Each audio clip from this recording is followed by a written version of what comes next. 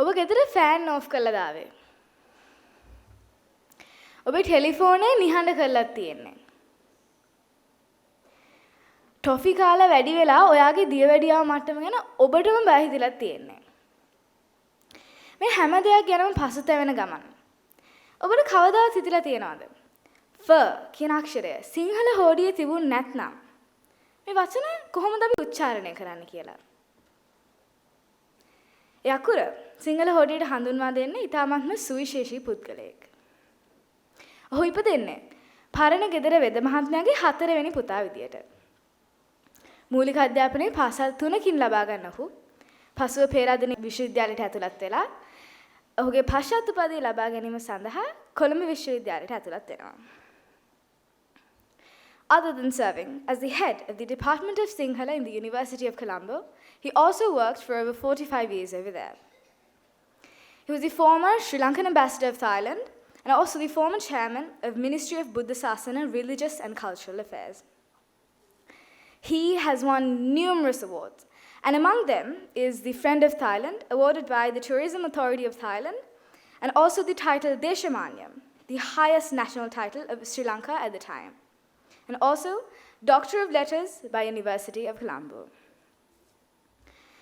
He wrote over 100 books in both Sinhala and English, with his latest being the Encyclopedia of Sinhala Language and Culture, offering a detailed view of history, culture, and evolution of the Sinhala language.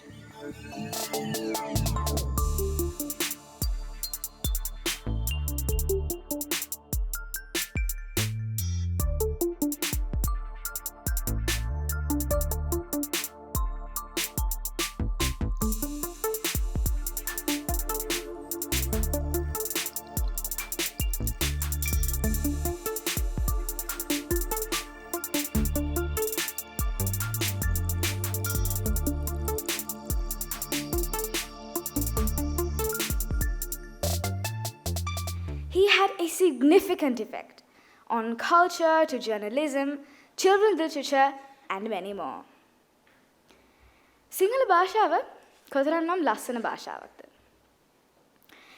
එවනත් වර්තමාන ලාංකේය ළමා පරපුරට මේ භාෂාව ඉගෙන ගන්න ඉතාමත්ම අපහසු වෙලා තියෙනවා. ඉතින් මේ ලස්සන භාෂාව තමන්ගේ අනාගත පරපුර වෙතට පහසුවෙන් ගෙනියන්න ඔහු රචනා කළ තියෙනවා අකුරු මිහිර කියන පොත්පත. අකුරු මිහිර කියන්නේ ඔබෙත් මගේත් ළමා කාලේ වැදගත්ම සහ විශාලම කොටසක් කිව්වොත් මම නිවැරදියි. එපමණක් නොව ගැමිණන නුවණ සහ එකමත් එක්ක රටක පොත්පලත් මොහු විසින් රචනා කළ තියෙන්නේ දරුවන් වෙනුවෙන්මයි. මෙතුමා නමින් කිව්වොත් Rajapaksa රාජකරුණ මහවාසල දුග්ගන්න Dissanayake Mudiyanselage Jayaratne Banda Dissanayake.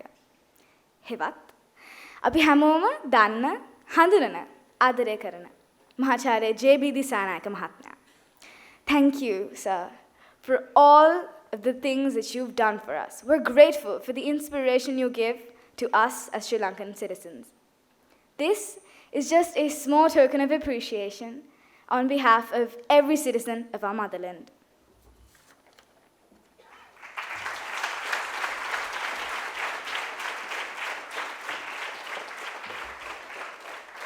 The Vitaleaf Award of Cultural Legacy. මේ සම්මානය පිරිනැමීමට Vitaleaf Academy නිර්මාතෘ අධ්‍යක්ෂ නාලක ස්වර්ණතිලක මහතාට අපි තාමත් ගෞරවයෙන් ආරාධනා කරනවා.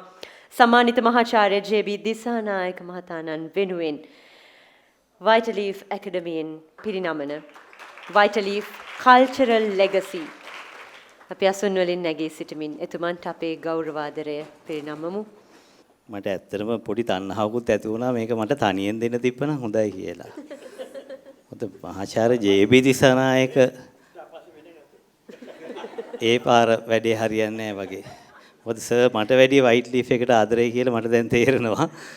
මේ ඉතින් මේක තනියෙන් දෙන්න පොඩි තණ්හාවක් ඇති වුණාට මම හිතනවා මේක මෙතන ඉන්න මේ විශිෂ්ට විවිධ ශාස්ත්‍රවල ඉන්න අය එකතු කරගෙන දෙන එක තමයි මේ සම්මානයේ නාමයට කරන ගෞරවය. ඒ නිසායි මම මේ සියලු දෙනාටම අනපේක්ෂිත වේලාවක ආරාධනය කරේ. මේ වගේ වටිනා දෙයකට එහෙම අත ගහන්න ලැබීම පුණ්‍ය කර්මයක් හෝ වාසනාවක් කියලා අපි හිතමු නේද? Vitaleaf Cultural Legacy. Vitaleaf the Award of Cultural Legacy. අපේ සංස්කෘතික උරුමය රකින්නට ඔබතුමන් අප වෙත කළ දායාදයන් ගෞරව බහුමානයෙන් යුතුව සමරන මොහොත.